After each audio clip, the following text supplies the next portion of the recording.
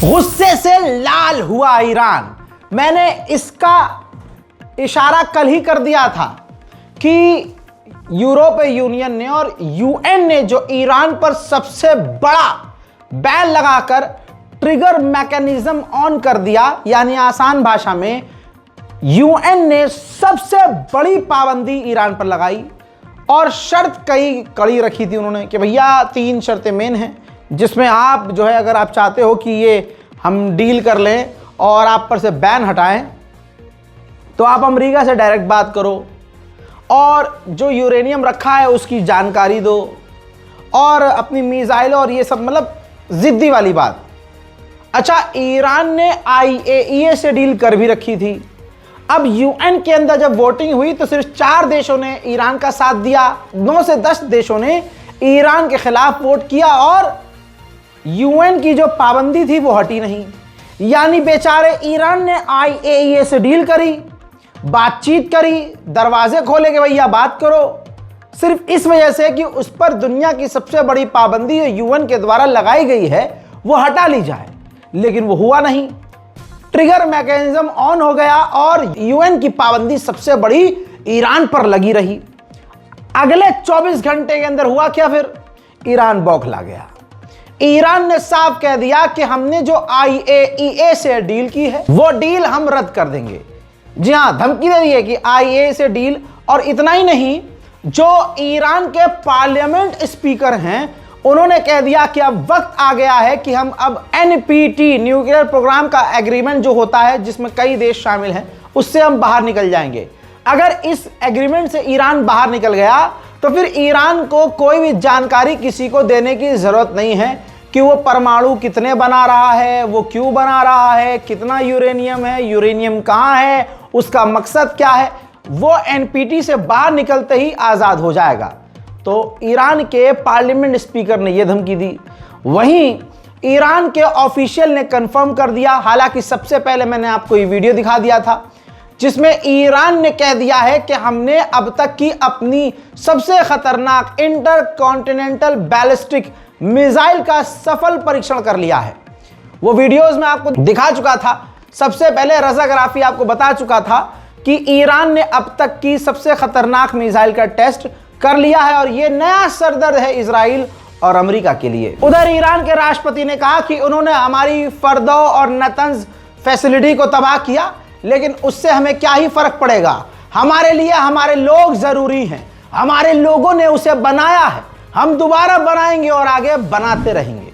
حالا دیشب اینا نشستن مثلا این اسنپبک رو برگردوندن، راه رو میبندن، مغزها و اندیشه ها هستن که راه میسازن، یا راه پیدا میکنن یا راه میسازن. این چیزیست که باید باور کرد. اینا نمیتونن جلو ما رو بگیرن، نه طنز ما رو میتونن بزنن، فردوی ما رو میتونن بزنن. غافل از این که این آدما هستن که نطنز رو و مهمتر از نطنز رو میسازند و خواهند ساخت. हजरत मोहतरम कहाँ आ रहा है नाचकुरा, देख लो ये होता है भाई। आप भी मजे करो, बताया था ना मार्केट वॉल्फ, भूल गए, बताऊंगा आगे। अभी ये देखो, ये मार्केट वॉल्फ इस्तेमाल करता हूँ, हमारा एडिटर। देखो बिना बात के खुश होले खुश, तो बताऊंगा मैं आपको आगे, दोबारा भूल जाते हैं ना आप लोग, मैं याद दिलाऊंगा। पहले खबर सुनिए। हजरत मोहतरम ईरान के विदेश मंत्री ने कहा है कि अमेरिका से हमारा डायरेक्ट कांटेक्ट नहीं है, हम डायरेक्ट बातचीत नहीं बल्कि इनडायरेक्टली बात कर रहे हैं। अब ईरान पर जो यूएन का मैक्सिमम बैन जो लगा है उसकी वजह से ईरान की स्टॉक मार्केट आप देख रहे हैं लाल हो चुकी है। दोस्तों, ईरान को बड़ा खतरनाक नुकसान उठाना पड़ रहा है। वहीं मेरे दोस्तों, ईरान के नेशनल अखबार ने क्या लिखा है, फ्रंट पर देख लीजिए। लिखा है कि 22 साल NPT में रहने के बाद और सामने वालों से नेगोशिएशन करने के बाद अब वक्त आ चुका है कि अब हमें NPT से बाहर निकल जाना चाहिए, यानी न्यूक्लियर प्रोग्राम एग्रीमेंट से बाहर, न्यूक्लियर प्रोग्राम ट्रीटी से बाहर हो जाना चाहिए। वहीं मेरे दोस्तों, इजराइल के फाइनेंस मिनिस्टर ने एक इंटरव्यू में एक्सेप्ट किया है कि 12 डेज वॉर के अंदर हमने ईरान के supreme leader Ayatollah Syed Ali खामनाई को, सुप्रीम लीडर ऑफ ईरान को मारने की कोशिश की थी। आपको पता है दोस्तों, यह कोशिश ईरान के सुप्रीम लीडर को मारने की इजराइल की फेल हुई थी। Smotrich says, we must continue to look for the leader.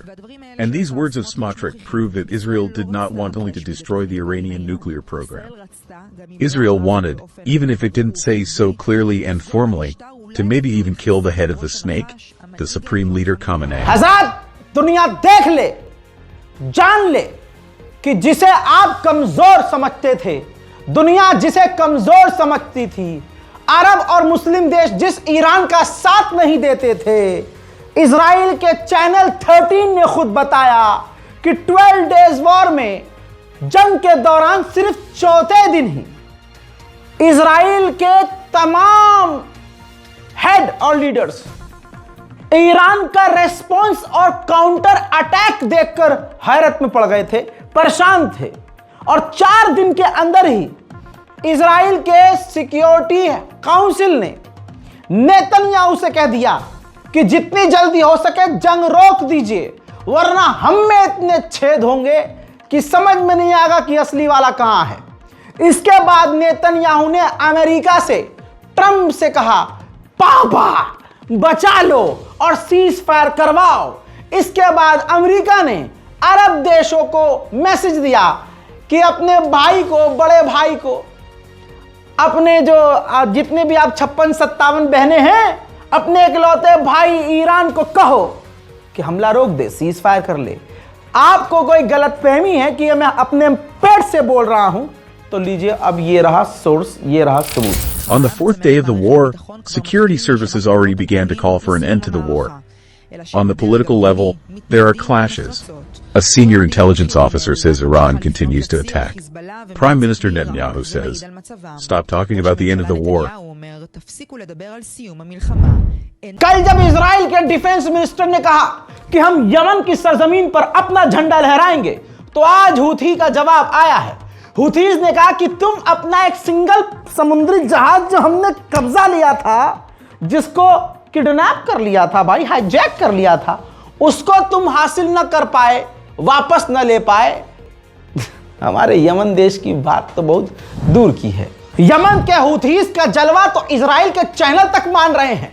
Israel के चैनल और एंकर कह रहे हैं कि इजराइल ने खौफनाक हमले, यानी हमने यमन पर खौफनाक हमले किए हैं, लेकिन हुतीज की हिम्मत नहीं तोड़ पाए हैं और हुतीज आज भी हमला कर रहे हैं। זירה נוספת עכשיו, כטב"ם ששוגר מתימן פגע ערב פגיעה ישירה במלון באילת. ישי פורת, האזעקה נשמעה, ככה אנחנו מבינים רק תוך כדי שכבר נעשתה הפגיעה, אז מה עלה בתחקיר? למה זה קרה? תראי, למעשה בעצם התושבים מדווחים שהאזעקה נשמעה תוך כדי הנפילה, משמע לא היה להם מספיק זמן לרוץ למרחבים המוגנים, ואפשר ללמוד מזה רק לפני 20 דקות שמשוגר עוד כטב"ם לעבר מדינת ישראל, והכטב"ם הזה מיורט. ולמה הוא מיורט עוד לפני שיש אזעקה? כי זיהו אותו מחוץ לגבולות המדינה. זאת אומרת, העניין פה זה עניין של זיהוי. ברגע पूरी दुनिया में इजराइल का हाल क्या है समझिए।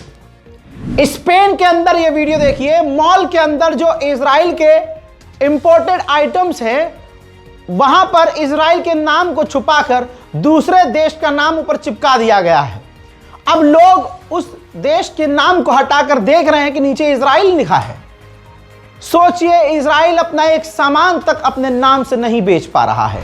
देश का हाल क्या है, कैसा है, किसी से छुपा नहीं है। जिसके पास ससुराल नौकरी है उसकी सैलरी कम है, और जिनके पास नहीं है उनकी जिंदगी वैसे ही झंड है। करें तो करें क्या।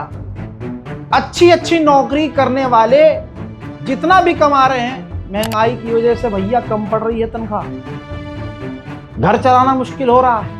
ऐसे में लोग दूसरा भी काम तलाशते हैं, यार कोई और काम मिल जाए, कोई और तरीका मिल जाए, ज्यादा पैसा कमा लें, थोड़ा यार साइड से कुछ कमा लें, खर्चा पानी तो निकल जाए। लोग अक्सर मुझसे ऐसे पूछते थे, भाई कोई तरीका है। अब भाई कोई जेन्युइन तरीका हो तब बताऊं ना। लंबे समय के बाद एक तरीका है जो मैं आपको बताने वाला हूं, वो भी हलाल तरीका, पूरी रिसर्च के बाद। शेयर मार्केट बहुत सुना था भाई मैंने, दिमाग भी बहुत लगाया मैंने। अब एक ऐप है मार्केट वॉल्फ नाम से। हलाल तरीका है दोस्तों। सबसे बड़ी बात यह है कि जो मार्केट वॉल्फ जो ऐप है ये सेबी से रजिस्टर्ड ऐप है जो इंडिया में काफी तेजी से बढ़ रही है। सोचा आप लोगों को भी बता दूं भैया, फायदा उठा लो, कहीं देर ना हो जाए। आपके पास मोबाइल होना चाहिए और थोड़ा इतना सा दिमाग लगाना है। चलिए मैं आपको बताता हूं कि इस ऐप को इस्तेमाल कैसे करना है। देखिए मैंने यहां पर पिन डालकर लॉगिन कर लिया और फॉलो ट्रेंड पर क्लिक कर दिया। ये आपको प्रॉफिटेबल ट्रेंड दिखाएगा जो बाजार में चल रहा है और आप एक क्लिक में फॉलो कर सकते हैं। अब जो दूसरी एप्स हैं वो कहती हैं भैया आप इतना इन्वेस्ट करो, इतना इन्वेस्ट करो, इतना करो, ज्यादा करो, है ना। यहां पर मजेदारी की बात ये, कम से कम अमाउंट आप इन्वेस्ट करके काम शुरू कर सकते हैं, ट्रेडिंग शुरू कर सकते हैं। अब जो लोगों को टेंशन होती है यार नुकसान हो गया तो क्या करेंगे हम, पूरे देश का नुकसान है भाई, उधर भी ध्यान दे लो। यहां 1500 में इतना सोच रहे हो, लेकिन इसमें मैं तरीका बताता हूं। इस ऐप की एक और खासियत फीचर ये है कि एक लेवल पर जब आपका लॉस अगर होने लगा तो भाई अपने आप आसान जबान में कट लग जाएगा, फौरन स्टॉप हो जाएगा। जब आपके लॉस के लिमिट पर कट लगेगा तो इसका मतलब यह है नुकसान नहीं आपका, तो फायदा ही फायदा है। यानी ससुरा नुकसान होना नहीं है और फायदा होगा तो मजे ही मजे। अब इससे बड़ी बात यह कि मार्केट वॉल्फ का जो ब्रोकरेज है वो तमाम मार्केट से सबसे कम है। प्रॉफिट ट्रेंड के हिसाब से मूव कर रहा था, मैंने स्टॉप ट्रेड क्लिक कर दिया और बस 1306 का प्रॉफिट बुक हो गया इतने कम वक्त में। इस पूरी फैसिलिटी को आप 99 रुपीज में लाइफ टाइम के लिए यूज कर सकते हैं। अब बच्चे की जान लोगे क्या, आप यहां पर सब कमोडिटीज भी यानी गोल्ड, सिल्वर, क्रूड ऑयल या नेचुरल गैस पे भी बड़ी आसानी से इन्वेस्ट कर सकते हैं, वो भी सुबह 9 से रात 12 बजे। कमाल की बात यह है कि ये मार्केट वॉल्फ ऐप आपको रिकमेंडेशन देगा कि भैया इसमें फायदा है, इसमें फायदा है, इसमें फायदा है, अकल का इस्तेमाल करो, लगाओ। लोगों ने 28 तारीख को एक दिन में 11,850, जून में 70,468 और जुलाई में 59,696 का प्रॉफिट बुक किया। और इस प्रॉफिट में मार्केट वॉल्फ का कोई कमीशन नहीं लगता। यह ऐप कोई हल्की फुल्की नहीं है, 2 मिलियन से ज्यादा इसके डाउनलोड हो चुके हैं, लोग धड़ल्ले से इस्तेमाल कर रहे हैं। तो भैया पीछे मत रहो, जिंदगी में कभी तो आगे बढ़ो, जल्दी जाओ डाउनलोड करो। इस ऐप का लिंक और डिटेल मैं कमेंट सेक्शन में भी पिन कर रहा हूं, जाइए क्लिक कीजिए, डाउनलोड कीजिए और शुरू हो जाइए। समझ में आ गया होगा आपको। बहुत लोग मुझे मैसेज कर रहे हैं भाई ये मार्केट वॉल्फ अभी फिलहाल मैं इंडिया के लिए बता रहा हूं, पाकिस्तान, जर्मनी, फ्रांस के लिए नहीं बता रहा हूं, इंडिया के लिए बात कर रहा हूं। तो इधर उधर के देश, अड़ोस पड़ोस वाले देश के जो हैं वो मुझसे ना पूछें, अभी ये सिर्फ मैं इंडियंस के लिए बता रहा हूं। वहीं हमास ने फेयरवेल पिक्चर जारी किया है, ये पोस्टर देखिए, ये तमाम यहूदी हैं जो हमास की कैद में हैं। इजराइल के लिए ये दिखाने के लिए हमास ने तस्वीरें इनकी जारी की है, कहा कि इजराइल हमले कर रहा है, हो सकता है ये आखिरी बार इनको आप देखें, ये लोग हमारे पास जिंदा हैं लेकिन इजराइल के हमले में अब शायद इसके बाद ये जिंदा ना रहें, इसलिए हम उनकी ये फेयरवेल तस्वीर जारी कर रहे हैं। जर्मनी के ही ह्यूमन राइट ऑर्गेनाइजेशन ने जर्मन के कई सारे नेताओं के ऊपर जर्मनी में ही केस दर्ज कर दिया है कि ये कुछ नेता इजराइल के समर्थन में नंगे होकर आड़े टेढ़े गैर इंसानी बयान दे रहे हैं और फिलिस्तीन के नरसंहार में इजराइल का साथ दे रहे हैं। फ्रांस के राष्ट्रपति इमैनुअल मैक्रोन ने 2 सोशल मीडिया पोस्ट किए। पहले पोस्ट में बताया कि मैंने मोहम्मद बिन सलमान से फोन पर बात की और बताया कि 142 देश फिलिस्तीन को मान्यता देने के लिए तैयार हैं, इसलिए हम भी फिलिस्तीन को जल्द मान्यता देने वाले हैं। फिर उसके बाद अगला पोस्ट किया कि जो फ्रांसीसी यहूदी हैं, जो यहूदी फ्रांस में रहते हैं, वो बेचैन हैं, परेशान हैं, उनको डर है हम उनको यकीन दिलाते हैं कि आपको डरने और परेशान होने की ज़रूरत नहीं है। जो यहूदी के खिलाफ और ज्यूज के खिलाफ नफरत फैलाई जा रही है, हम उसके खिलाफ भी सख्त कानून बनाएंगे। हजरात, यूके, फ्रांस, पुर्तगाल, कनाडा, ऑस्ट्रेलिया, बेल्जियम, लग्जमबर्ग, ये तमाम देश आज ही कल में फिलिस्तीन को मान्यता देने का ऐलान करने वाले हैं। उधर स्पेन में इजराइल के खिलाफ प्रदर्शन और आक्रामक हो गए हैं।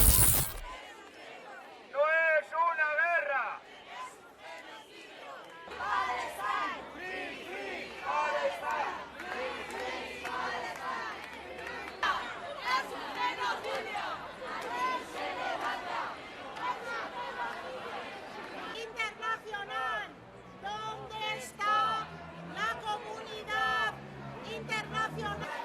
Palestina vencerá. Palestina vencerá.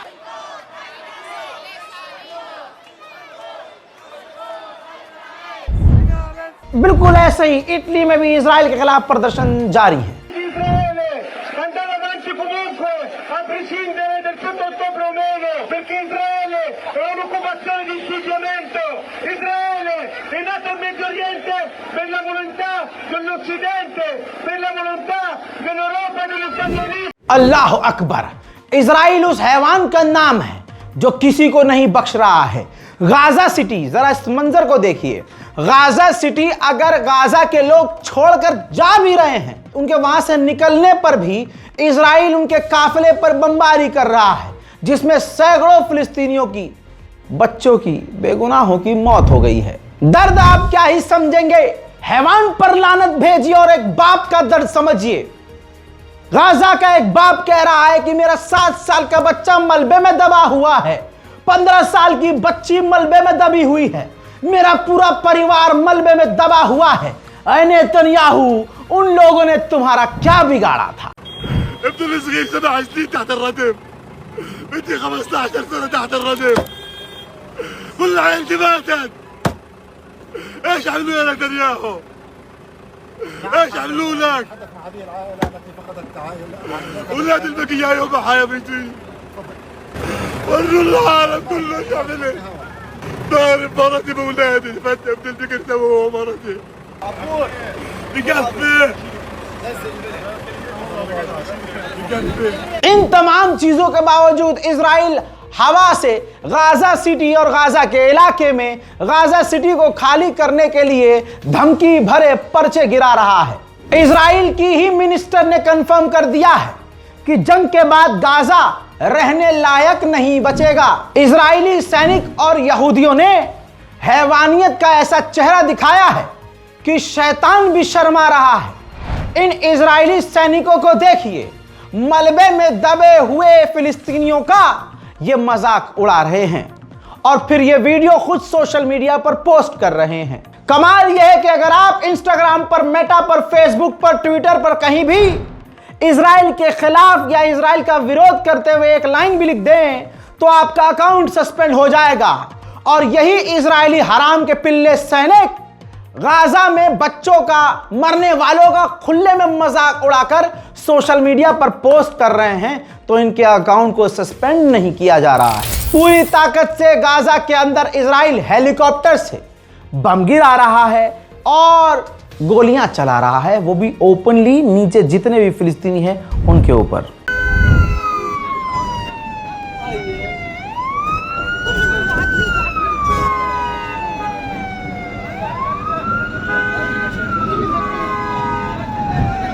Israel के फाइनेंस मिनिस्टर ने नेतन्याहू को धमकी दी है कि अगर आपने वेस्ट बैंक में कब्जे का ऐलान नहीं किया तो फिलिस्तीन अथॉरिटी की सरकार को मैं गिरा दूंगा। सिर्फ 24 घंटे के अंदर, सिर्फ गाजा सिटी के अंदर 54 फिलिस्तीनी इजराइल ने कत्ल कर दिए हैं। और हमें क्या ही फर्क पड़ता है। मैं फिर भी कह रहा हूं, हिंदुस्तान, पाकिस्तान, बांग्लादेश, नेपाल के मुसलमानों को फर्क पड़ रहा है, लेकिन वो पड़ोस के जो मुसलमान अरब हैं उन पर क्या ही फर्क पड़ रहा है। हम जो कर सकते हैं करेंगे। दुआ करिए, रिपोर्ट को शेयर कीजिए, इस बारकोड का इस्तेमाल करके गाजा और फिलिस्तीन की मदद के लिए आगे आइए, इबादत कीजिए, स्पेशली नमाज में और नमाज के दौरान अपने इबादतों में फिलिस्तीन, गाजा के लिए दुआ कीजिए और साथ ही अपने मुल्क और पूरी दुनिया में शांति और अमन के लिए दुआ कीजिए। समझा तो दिया है, नहीं समझ में आया तो भाई हम करें क्या। मार्केट वॉल्फ के 2 मिलियन से ज्यादा डाउनलोड हो चुके हैं, लिंक डिस्क्रिप्शन में मौजूद है। ऑलरेडी खुद जिनको मैं जानता हूं वो इसका इस्तेमाल कर रहे हैं, आप भी इस्तेमाल कीजिए और ट्रेडिंग आज से शुरू कीजिए। डिस्क्रिप्शन में और कमेंट बॉक्स में मैंने तमाम जानकारी और डाउनलोड लिंक शेयर कर दिया है, क्लिक कीजिए और जिंदगी बदलिए। जय हिंद।